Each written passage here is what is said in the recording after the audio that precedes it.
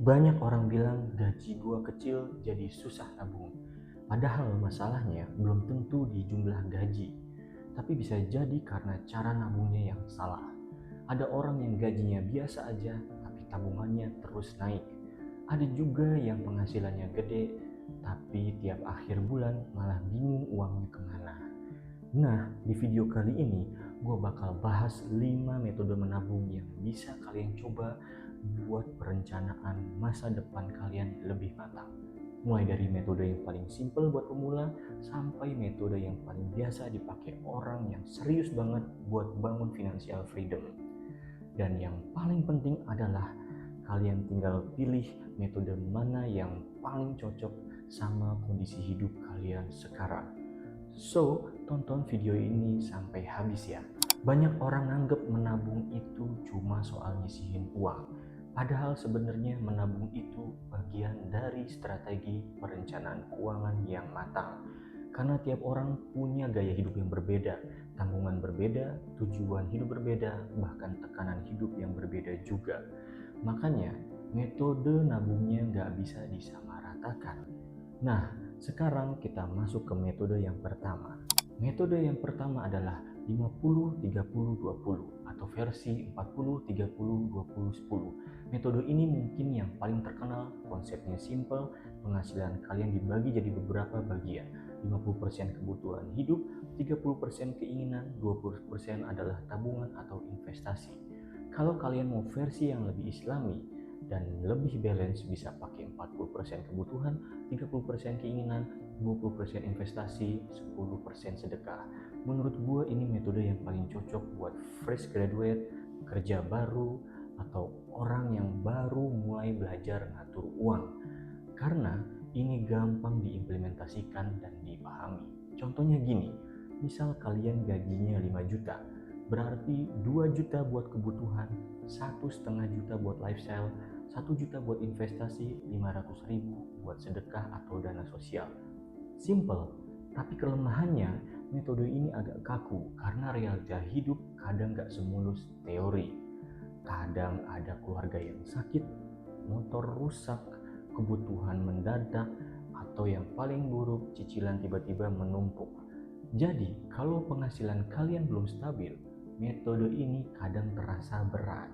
Lalu yang kedua, metode 1-2-3, menabung berdasarkan tujuan waktu. Nah, kalau metode kedua ini lebih cocok buat orang yang punya banyak target hidup. Misalnya kalian ingin punya dana darurat, membeli mobil, menikah, menyekolahkan anak, sampai dana pensiun. Konsepnya adalah membagi uang berdasarkan jangka waktu tujuan tertentu.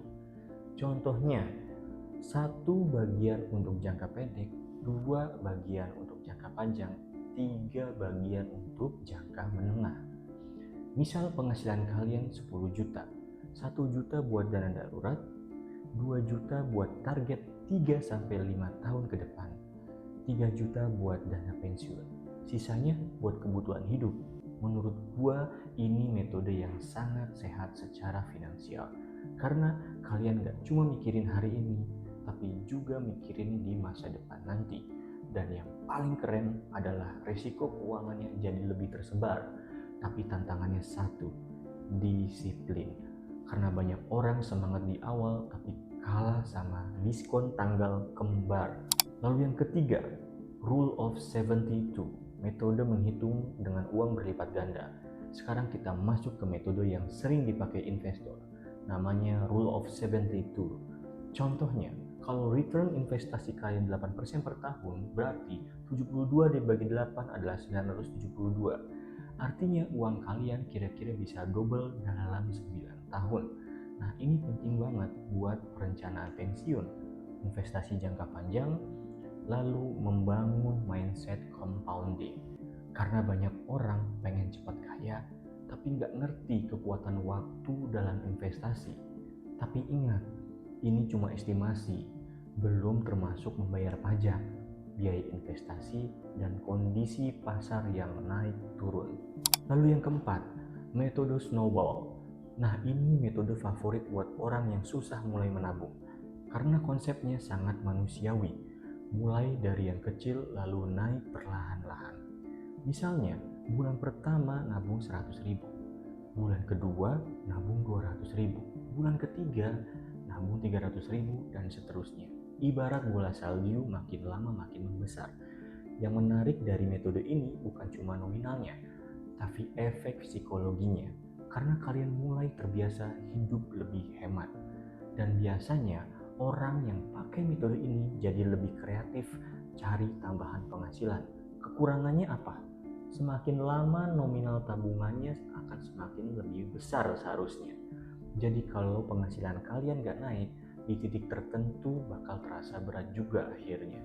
Lalu metode yang kelima, zero based budgeting.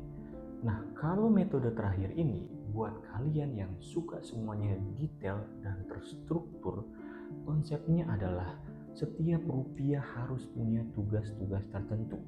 Jadi misalnya, penghasilan kalian 7 juta per bulan, maka seluruh 7 juta itu harus dibagi jelas. Pos pertama buat makan, pos kedua untuk transport, pos ketiga untuk investasi, pos keempat sedekah, pos kelima hiburan, pos keenam cicilan, pos ketujuh dana darurat. Jadi di akhir saldo anggarannya nol.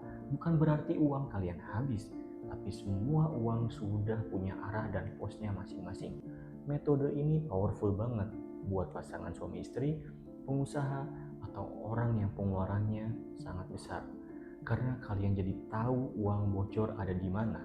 Tapi ya metode ini capek-capek juga, karena tiap bulan harus evaluasi detail tiap-tiap posnya. Jadi gak ada metode menabung yang sempurna buat semua orang.